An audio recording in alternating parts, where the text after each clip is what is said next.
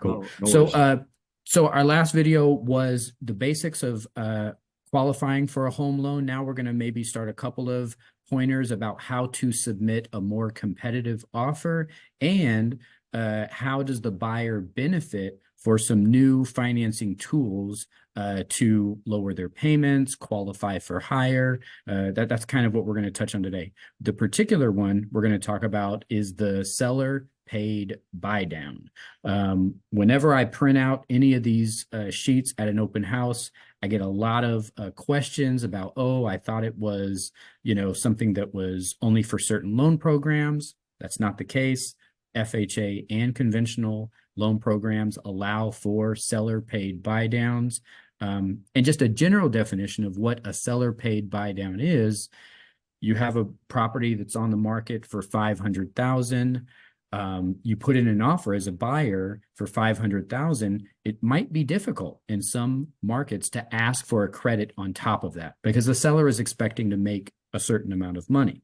So what the strategy is to offer slightly higher than what the seller wants for the property. If for this $500,000 property, maybe 505, maybe 510. And as long as the appraisal comes in at that higher price, the seller is getting more money than they expected. Now the buyer is at an advantage to ask for that $5,000 to $10,000 credit. Usually that credit is used to pay for escrow fee, title fee, lender fee, but there's something new on the market called a buy down, to buy down the rate. These rates are still higher than they were 2 years ago, higher than they were 3 years ago. A lot of buyers are staying out of the market because the rates are too high. Well, this is an example, and we're going to show a couple examples of how do I get my rate lower. We know that rates are supposed to come down within the next 2, maybe 3 years considerably. So if I'm banking on that as a buyer, how do I just make my rate lower for the first few years? That's what a seller 2-1 or a seller 3-2-1 buy down is. Would any buyers have any questions about that so far, Luis? Okay, hmm. Buyers typically want, I'm just thinking in my head, they typically would like for the seller to cover some of their closing costs. Mm-hmm. They would like that. And I represent typically mostly sellers, obviously.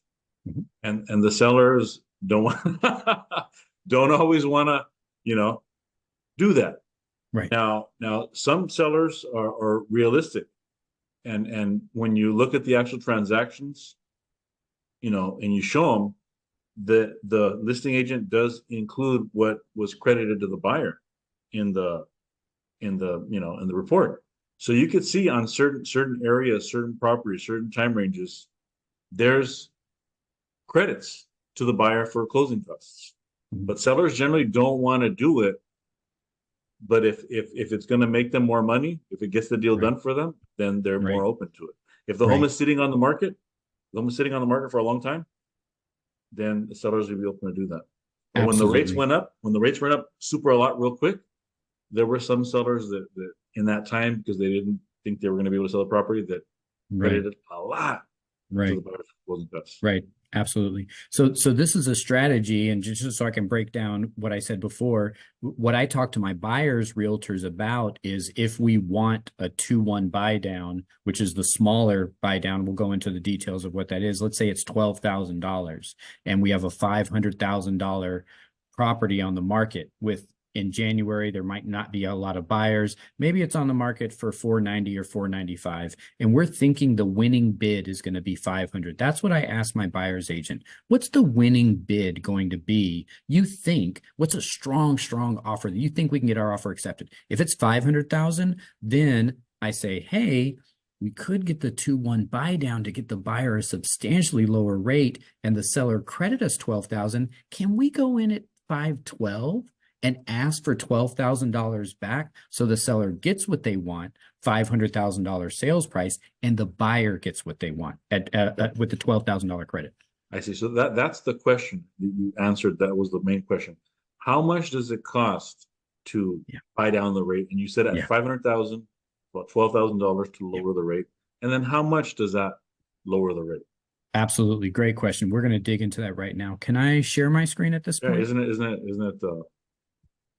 you should, yeah, be able to. Okay, great. So this is the simple, more effective. Is my Excel spreadsheet showing up at this point? No, no. Okay. You click share screen, then Apologies.